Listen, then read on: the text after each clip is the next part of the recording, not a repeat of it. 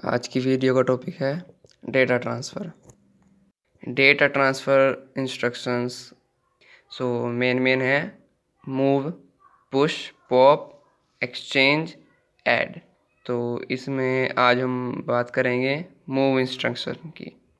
Move instruction A GPR means general purpose registers. It copies data between GPR and memory. Move instruction format. इसका format क्या होता है? पहले opcode आता है यानी कि मूव, उसके बाद में सोर्स, कोमा, फिर डेस्टिनेशन। एक्स मूव के लास्ट में एक्स, ये जो है AT&T सिंटेक्स है। तो इसमें एक्स मीन्स ये वर्ड लेंथ होती है कि कितना डेटा रजिस्टर का मतलब कितना डेटा हम कॉपी करेंगे या ट्रांसफ़र करेंगे। तो यहाँ पे कुछ लिस्ट है कि मूव कहाँ कहाँ वर्क करता है। जैसे कि ये इमीडिएट डेटा एलिमेंट को जनरल पर्पस रजिस्टर में कॉपी कर सकता है। मतलब इमीडिएट डेटा इस तरह से समझें, जैसे कि मूव एल और $40, EAX, यानी कि ये जो है 40 जो है यानी कि 40 जो इंटीजर वैल्यू है, ये वेरिएबल मतलब इमीडिएट वैल्यू है, इसको कॉपी कर देगा EAX में। तो इस तरह से एंड दूसरा है कि immediate data element to memory location. ये इमीडिएट डेटा यानी कि हम ऐसे भी कर सकते हैं, मूव L 40, कोई एड्रेस दे दिया या फिर कोई लेबल दे दिया वैल्यू इस तरह से, या फिर कोई जैसे कि वेरिएबल की नेम दे दी A, इस तरह से। तीसरा है GPR to another GPR, register to register भी कर सकता है, move L EX to EBX। GPR to segment register, segment register जो होते हैं FS, GS, ES, DS, इस तरह से। तो और इसमें करता है सेगमेंट रजिस्टर से GPR में कर सकता है।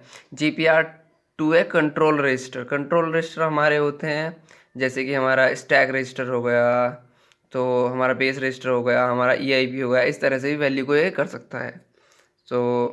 ओके, कंट्रोल रजिस्टर टू है GPR। हम ऐसे भी कर सकते हैं कि move stack pointer ESP to EAX, इस तरह से भी ये वर्क करता है। मतलब स्टैक के या फिर कोई और से जो कंट्रोल रजिस्टर होते हैं, ये वहाँ से डेटा भी कॉपी कर सकता है किसी दूसरे GPR में।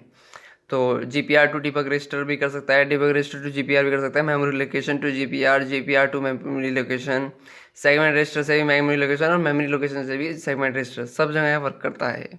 Moving immediate data to registers and memory, जैसे कि हमने पहले डिस्कस किया था कि ये इमीडिएट डेटा को हर किसी रजिस्टर या मेमोरी लोकेशन में कर सकता है। For example move L $0 to EAX, यानी कि ये क्या करेगा, ज़ीरो वैल्यूज़ को कॉपी कर देगा EAX में, और उसके ये डेसिमल ज़ीरो को करेगा। और अगर हमें हेक्साडेसिमल लिखना होता है तो हम X लिखते हैं स्टार्टिंग में। जैसे कि नीचे लिख रहा हुआ है मूव L $0x80, EBX, यानी कि हेक्साडेसिमल 80 जो वैल्यू है, जिसको अगर आप कन्वर्ट करेंगे तो डेसिमल में कन्वर्ट करने का एक अलग फॉर्मूला होता है। तो बहरहाल उसको भी रहने देते हैं। तो ये 80 हेक्साडेसिमल वैल्यू को EBX में कॉपी कर देगा। और नीचे है मूव L 100, हाइट, यानी कि ये हाइट लेवल जिस मेमोरी लोकेशन का है वहाँ पे 100 को कॉपी कर देगा। मूविंग डेटा बिटवीन रजिस्टर्स, अब इसमें हम देखते हैं कि रजिस्टर से टू रजिस्टर कैसे कॉपी करता है। जैसे कि for example move L EAX, ECX, यानी कि 32 बिट डेटा करेगा EAX टू ECX में। तो यहाँ पे अगर आप देखें तो मूव L फॉर लॉन्ग यानी 32 बिट डेटा है। EX भी हम जानते हैं कि E जो है प्रीफिक्स में मतलब कैसे लगता है, तो 32 बिट रजिस्टर को एक्टिवेट करने के लिए लगता है। तो उसी तरह से मूव W AX CX, तो यहाँ पे मूव W यानी वर्ड यानी 16 बिट, तो 16 बिट को AX बिट की जो वैल्यूज़ होंगी, 16 बिट की वैल्यू, वो दूसरे CX रजिस्टर में कॉपी कर देगा। Moving data between memory and registers, अब मेमोरी और रजिस्टर का देखते हैं। For example move L value EX, यानी कि ये 4 बाइट डेटा उठाएगा, लेवल वैल्यू जहाँ जिस एड्रेस है उसके अगले 4 जो है बाइट्स को एक साथ कंबाइन करेगा, उनकी वैल्यू कॉपी कर देगा EX रजिस्टर में। और उसके नीचे move L ECX value, 4 byte की वैल्यू उठाएगा और उनको वैल्यू और रजिस्टर से मेमोरी लोकेशन है उसको वहाँ जाके वो पेस्ट कर देगा। ओके, तो अब हम पुराने जितने भी हमने ये एग्जाम्पल देखे हैं इस वीडियो में, उन सबको एक प्रोग्राम में कंबाइन करके और एक उस प्रोग्राम को असेंबल करके देखते हैं कि क्या वर्क करता है या नहीं। ओके, तो इसमें सेक्शंस होते हैं, आपको पता है असेंबली में तो एक डेटा सेक्शन होता है जिसमें इनिशियलाइज डेटा होता है।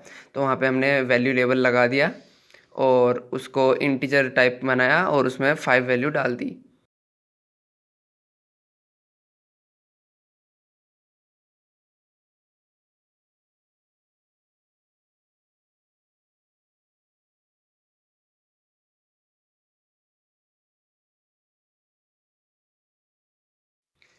अब यहाँ पर एक सेक्शन BSS भी होता है, सो जिसमें अनइनिशियलाइज डेटा बेसिकली रखा जाता है। उसके नीचे टेक्स्ट सेगमेंट होता है जिसमें हमारा कोड इंस्ट्रक्शंस होते हैं। तो उसके अंदर ही होता है टेक्स्ट के अंदर होता है ग्लोबल स्टार्ट, जहाँ से लोडर को एंट्री पॉइंट मिलती है बाइनरी की, जहाँ से वो पढ़ना स्टार्ट करता है। उसके बाद में एक स्टार्ट टैग लगाया और फिर मूव करी हमने कोई इमीडिएट वैल्यू 1 हमने EX में मूव कर दी।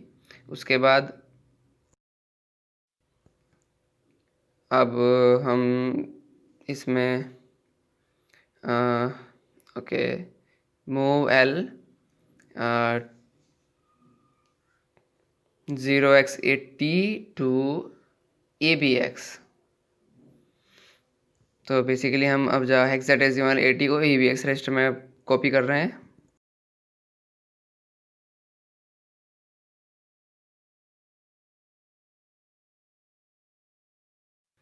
अब हम move L 100 to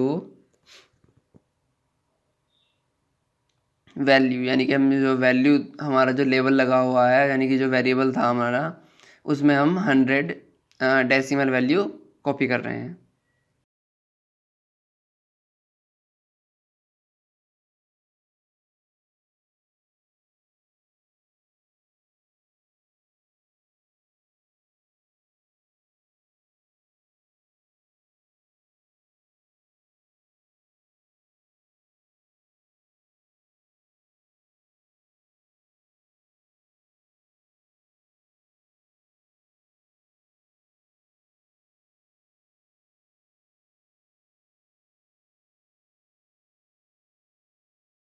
move EBX to value, यानी कि हम जब EBX की वैल्यू जो है होगी उसको हम वैल्यू जो लेवल है हमारा वहाँ पे पेस्ट कर रहे हैं।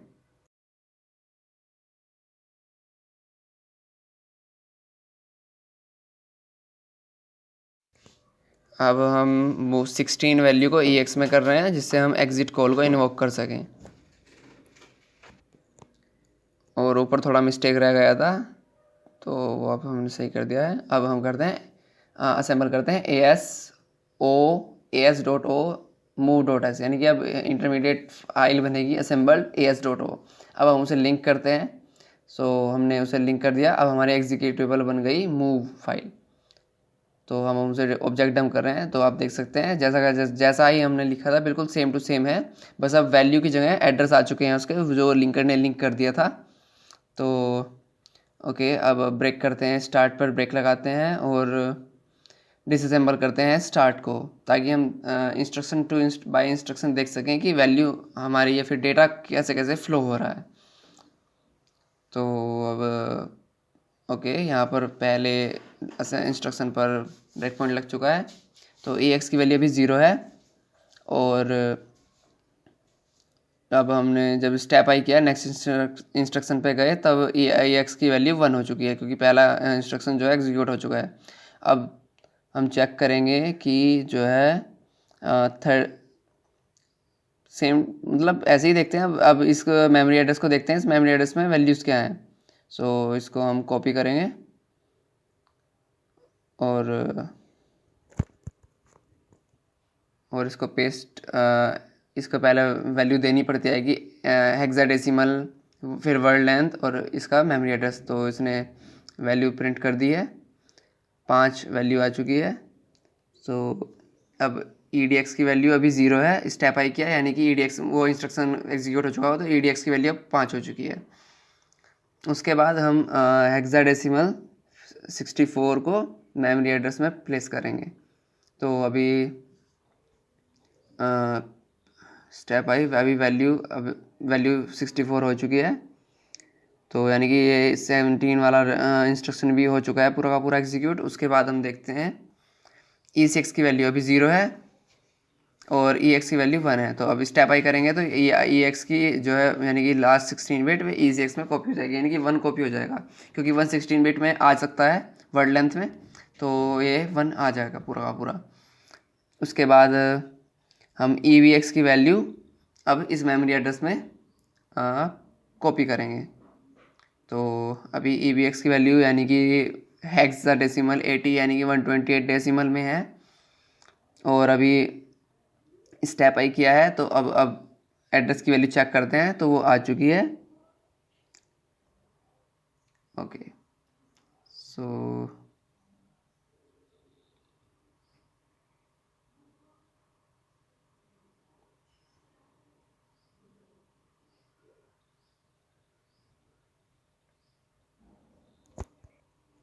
अब हम स्टेप आई करते हैं। तो प्रोसेस एग्जिटेड नॉर्मली, यानी कि प्रोसेस हमारी एग्जिट नॉर्मली हो चुकी है।